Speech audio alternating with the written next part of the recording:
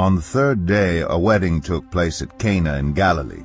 Jesus' mother was there, and Jesus and his disciples had also been invited to the wedding. When the wine was gone, Jesus' mother said to him, "They have no more wine." "Woman, why do you involve me?" Jesus replied, "My hour has not yet come." His mother said to the servants, "Do whatever he tells you." Nearby stood 6 stone water jars, the kind used by the Jews for ceremonial washing, each holding from 20 to 30 gallons. Jesus said to the servants, "Fill the jars with water." So they filled them to the brim. Then he told them, "Now draw some out and take it to the master of the banquet." They did so. And the master of the banquet tasted the water that had been turned into wine. He did not realize where it had come from, though the servants who had drawn the water knew.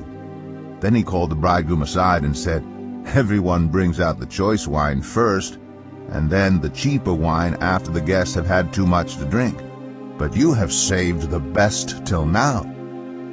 What Jesus did here in Cana of Galilee was the first of the signs through which he revealed his glory, and his disciples believed in him. After this he went down to Capernaum with his mother and brothers and his disciples. There they stayed for a few days. When it was almost time for the Jewish Passover, Jesus went up to Jerusalem. In the temple courts he found people selling cattle, sheep, and doves, and others sitting at tables exchanging money. So he made a whip out of cords and drove all from the temple courts, both sheep and cattle. He scattered the coins of the money changers and overturned their tables. To those who sold doves he said, "Get these out of here. Stop turning my Father's house into a market." His disciples remembered that it is written, "Zeal for your house will consume me." The Jews then responded to him, "What sign can you show us to prove your authority to do all this?" Jesus answered them, "Destroy this temple, and I will raise it again in 3 days."